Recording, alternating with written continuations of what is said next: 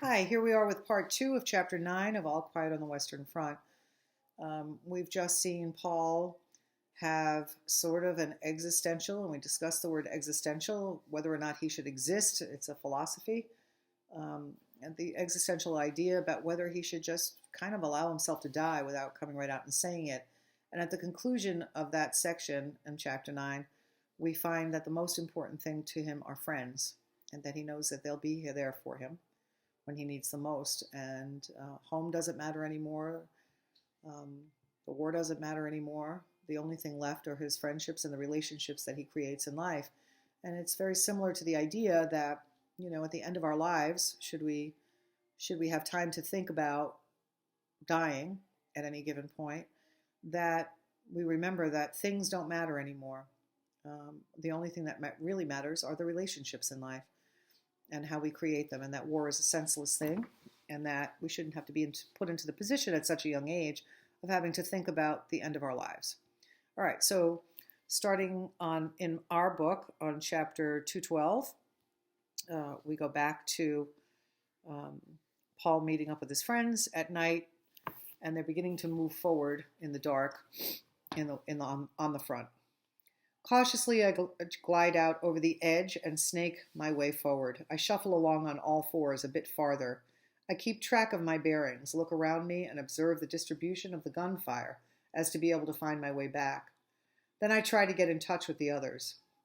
I am still afraid, but it is an intelligent fear, an extraordinarily heightened caution.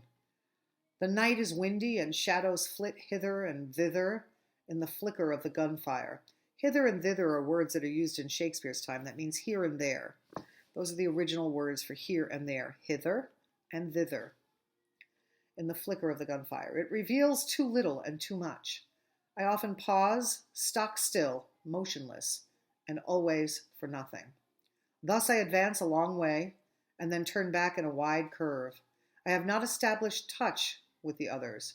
Every yard nearer our trench fills me with confidence. And with haste, too. It would be bad to get hit now. He's getting closer to where he needs to be if he got hit by gunfire now, so he's going faster and faster. Then a new fear lays hold of me. I can no longer remember the direction. Quiet. I squat in a shell hole and try to locate myself. More than once it has happened that some fellow has jumped joyfully into a trench, only then to discover that it was the wrong one. After a little time I listen again, but still I'm not sure. The confusion of shell holes now seems so bewildering that I can no longer tell in my agitation, that means anxiousness, which way I should go. Perhaps I am crawling parallel to the lines, and that might go on forever, so I crawl round once again in a wide curve. These damn rockets, they seem to burn for an hour, and a man cannot make the least movement without bringing the bullets whistling around. But there is nothing for it. I must get out. Falteringly, that means he stops and goes and stops and goes and stops and goes. I work my way farther. I move off over the ground like a crab and rip my hands sorely on the jagged splinters, as sharp as razor blades. So the pieces of shell that are left in the ground are ripping up his hands, and that simile, as he's crawling like a crab across them and his hands bleeding, is very stark. Often I think that the sky is becoming lighter on the horizon, but it may be merely my imagination. Then gradually I realize that to crawl in the right direction is a matter of life or death. A shell crashes, almost immediately two others, and then it begins in earnest. A bombardment, machine guns rattle. Now there's nothing for it but to stay lying low. Apparently an attack is coming. Everywhere the rockets shoot up. Unceasing, that means they do not stop. Remember ceaselessly earlier? That means they don't stop, unceasing. I lie huddled in a large shell hole, my legs in the water up to my belly. When the attack starts, I will let myself fall into the water with my face as deep in the mud as I can. Keep it without suffocating. I must pretend to be dead. Suddenly I hear the barrage lift. At once I slip down into the water, and my helmet on the nape of my neck and my mouth just clear so that I can get a breath of air. I lie motionless. Somewhere something clanks. It stamps and stumbles nearer. All my nerves become taut and icy. Taut means tight. It clatters over me and away.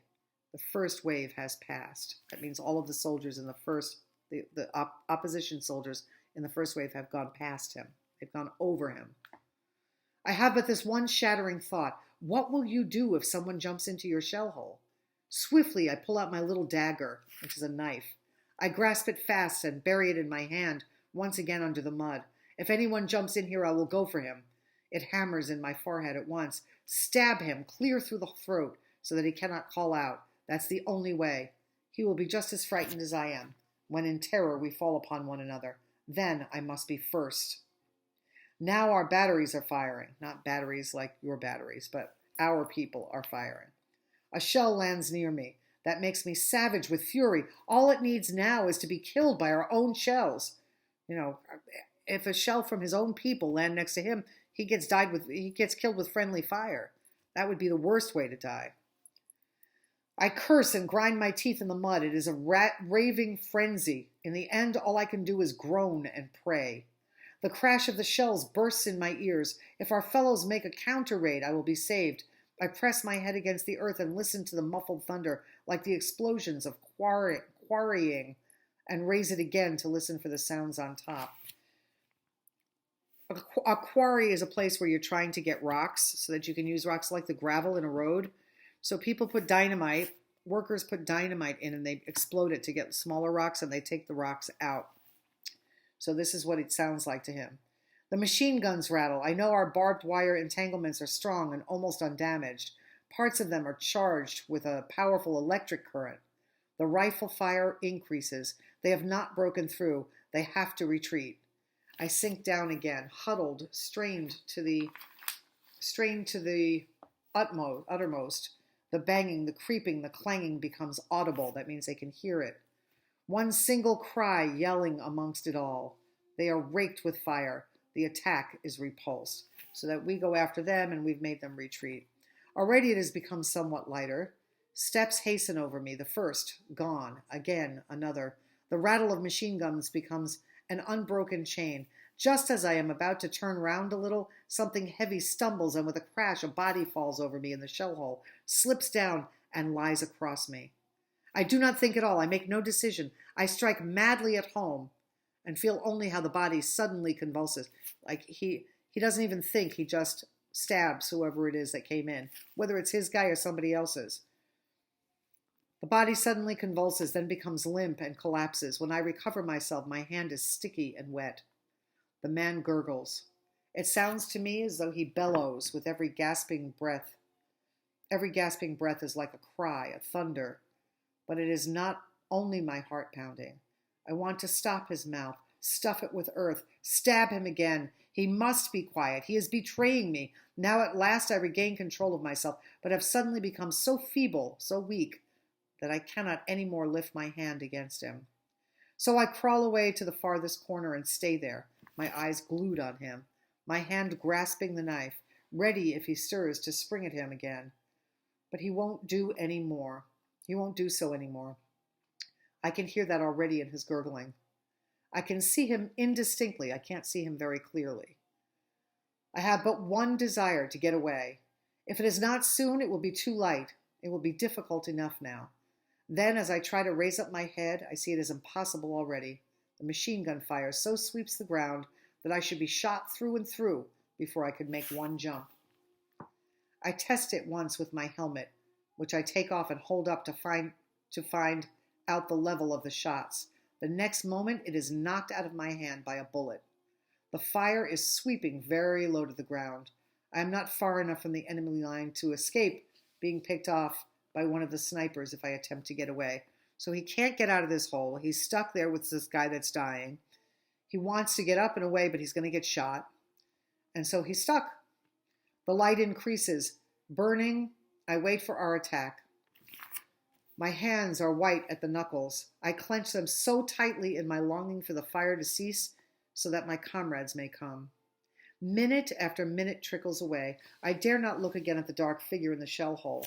With an effort, I look past it and wait. The bullets hiss. They make a steel net, never ceasing. So it's not an actual steel net. There are so many bullets that he can't, it's like a net. Then I notice my bloody hand and suddenly feel nauseated. I take some earth and rub the skin with it. Now my hand is muddy and the blood cannot be seen anymore. Why is he doing this? Why is he doing this? Can you think of why? The fire does not diminish. It is equally heavy from both sides. Our fellows have probably given me up for lost long ago. It is early morning, clear and gray. The gurgling continues. I stop my ears and soon take my fingers away again, because then I cannot hear the other sound. The figure opposite me moves.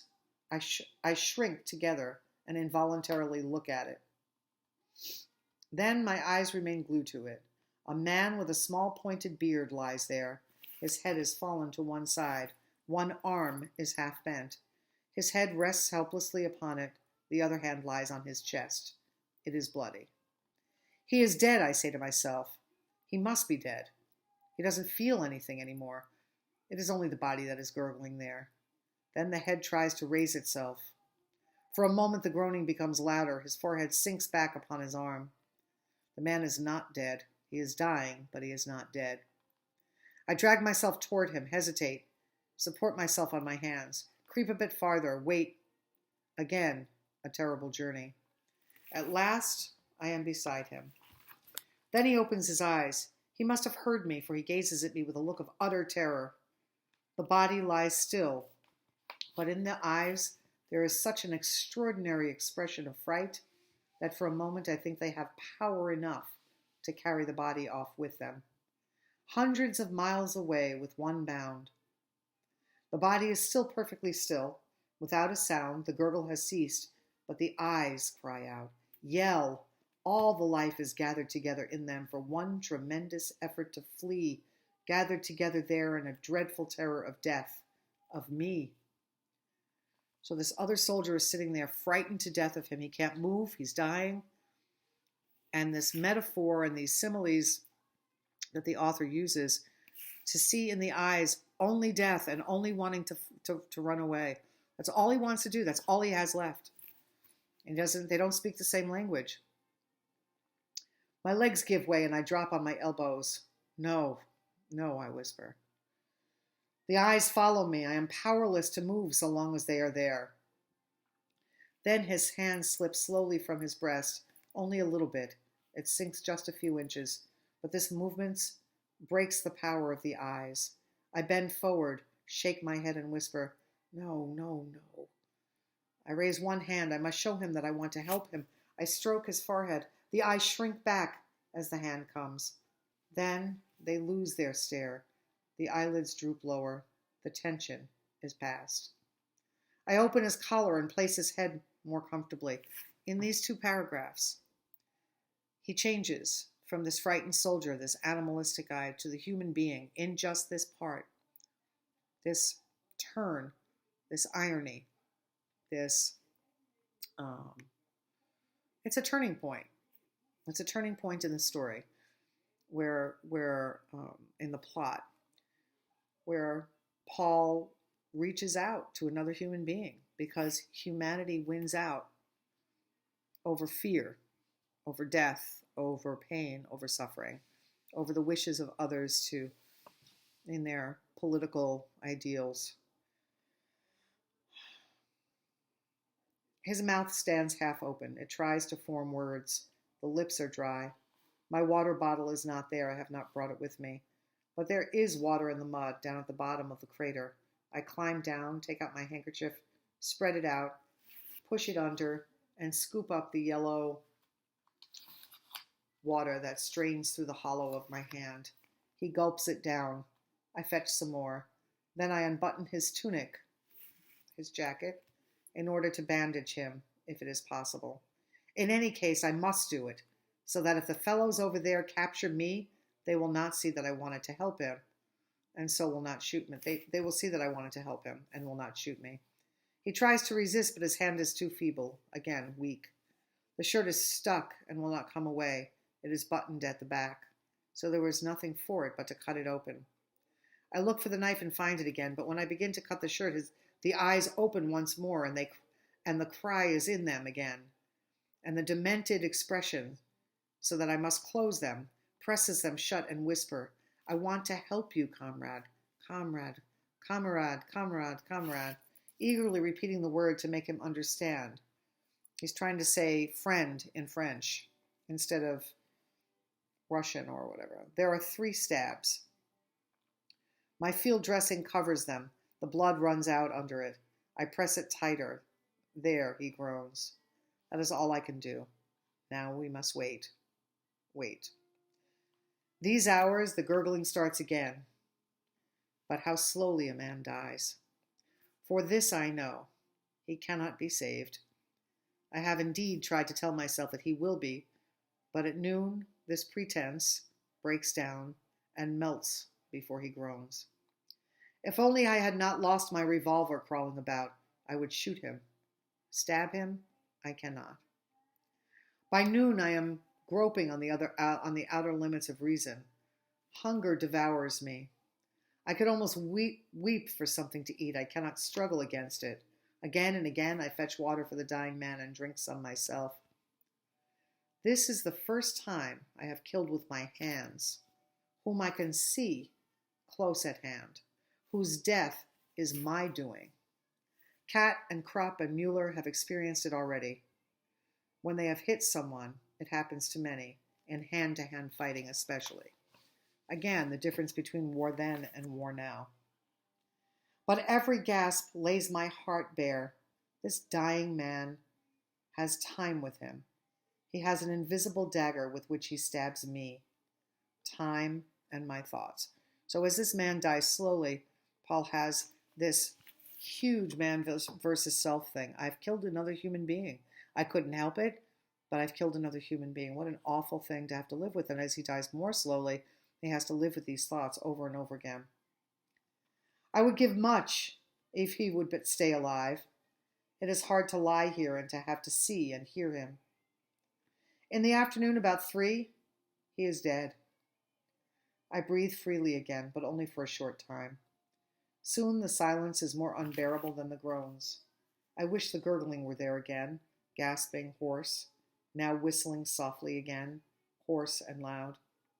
It is mad what I do, that means crazy, but I must do something. I prop the dead man up again so that he lies comfortably, although he feels nothing anymore.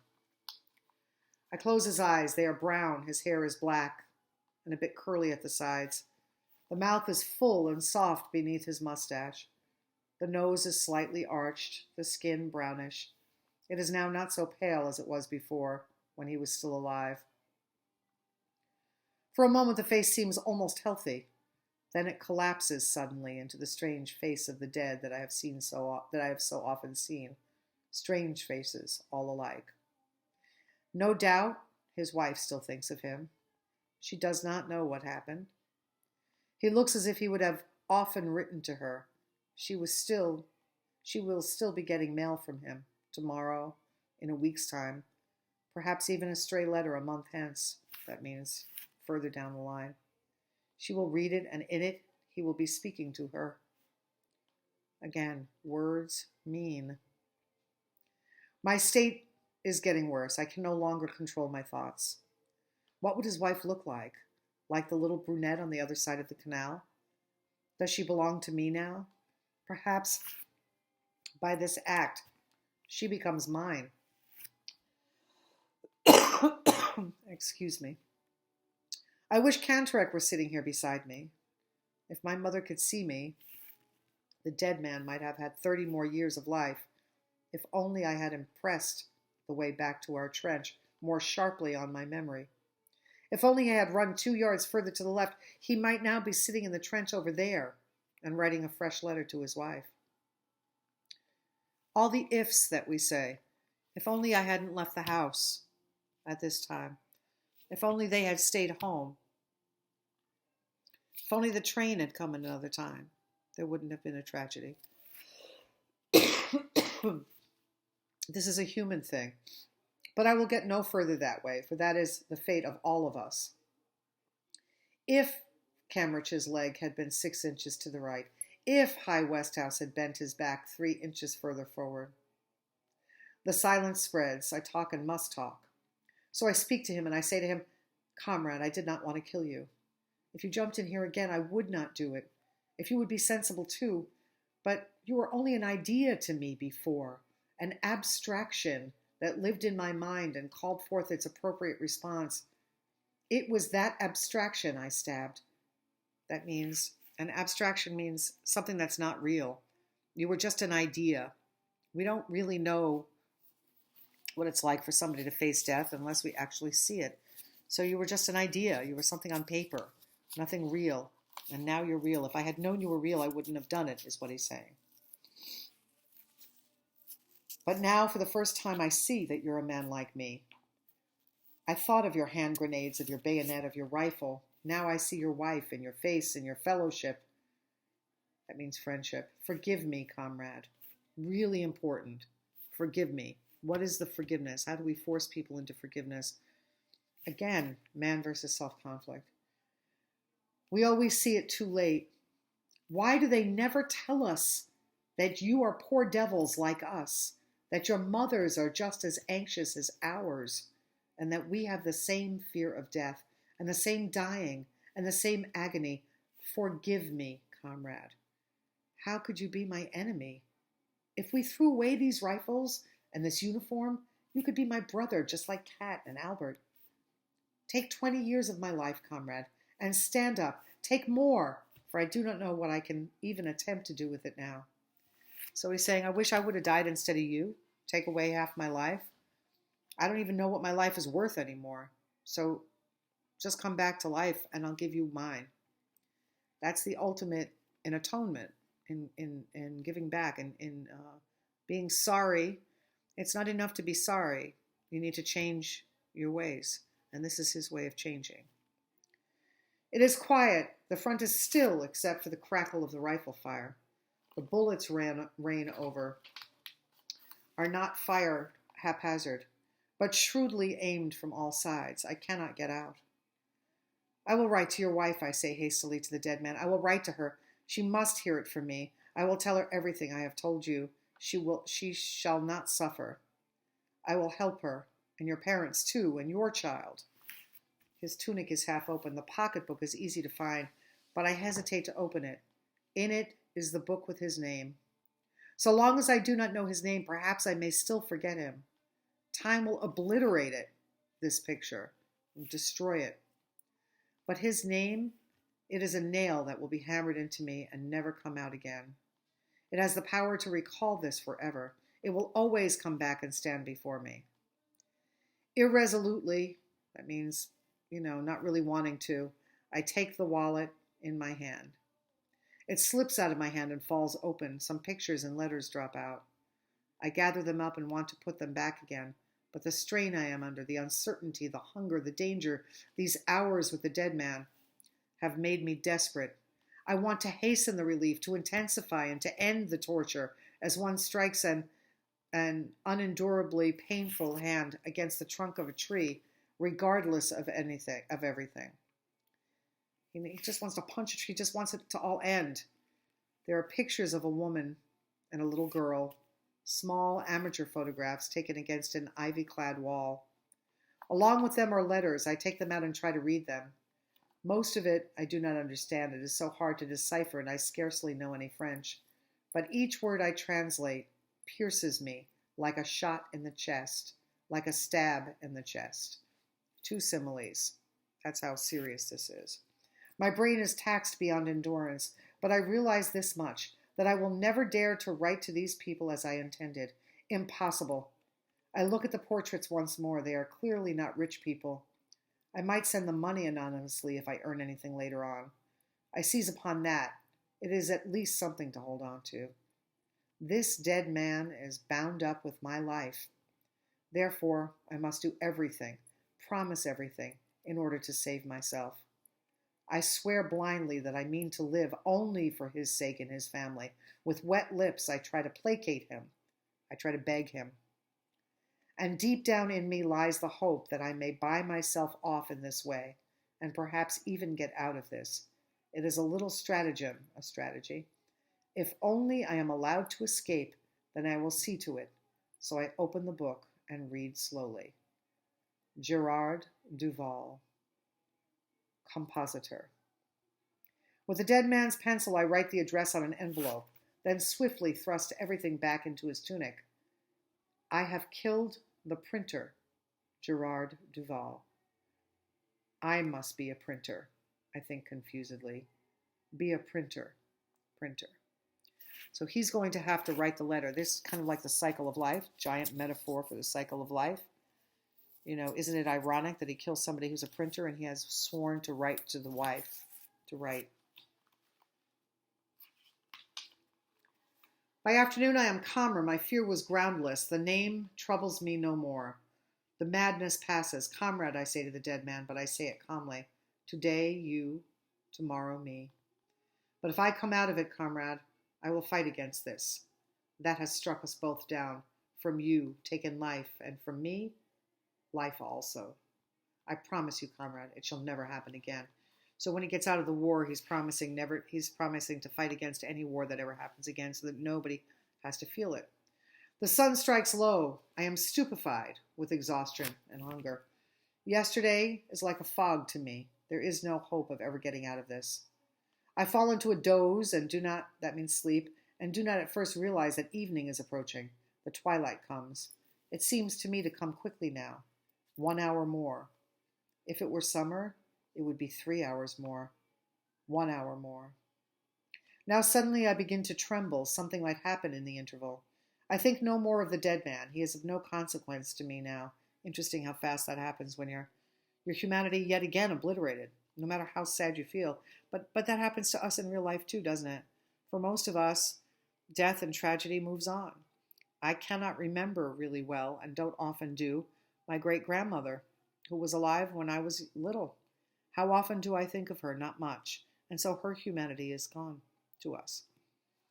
So ways to remember are good, but having to do it every day would keep you immobile and not able to move forward, and Paul needs to move forward.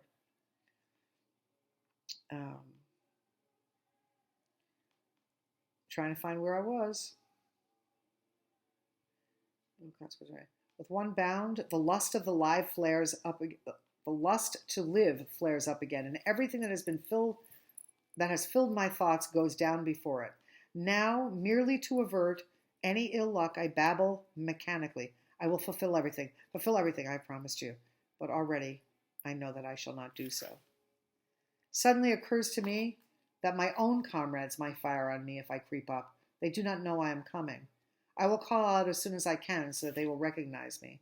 I will stay lying in front of the trench until they answer me. The first star. The front remains quiet. I breathe deeply and talk to myself in my excitement. No foolishness now, Paul. Quiet, Paul, quiet. Then you'll be safe, Paul. When I use my Christian name, that's my first name, it works as though someone else spoke it to me. It has more power. It's an intimacy. The darkness grows. My excitement subsides. I wait cautiously until the first rocket goes up. Then I crawl out of the shell hole. I have forgotten the dead man. Before me lies the oncoming night and the pale gleaming field. I fix my eyes on a shell hole. The moment the light dies, I scurry over into it, grope farther, spring into the next, duck down, scramble onward. I come nearer. There, by the light of the rocket, I see something move in the wire. Then it stiffens and I lie still. Next time, I see it again. Yes, they are men from our trench, but I am suspicious until I recognize our helmets. Then I call, and immediately an answer rings out. My name. Paul! Paul! I call again and answer. It is Kat and Albert who have come out with a stretcher to look for me. Are you wounded? No. We drop into the trench. I ask for something to eat and wolf it down. Mueller gives me a cigarette. In a few words, I tell what happened. There is nothing new about it. It happens quite often. The night attack is the only unusual feature of the business. In Russia, Kat once lay for 2 days behind the enemy lines before he could make his way back. I do not mention the dead printer. But by next morning I can keep it to myself no longer. I must tell Kat and Albert. They both try to calm me. You can't do anything about it. What else could you have done? That is what you're here for. I listen to them and feel comforted. reassured by their presence. It was mere driveling nonsense that I talked out there in the shell hole. He's trying to convince himself that what he said wasn't important. Driveling means not important, small stuff. Look there, for instance, points Cat. On the fire step stand some snipers.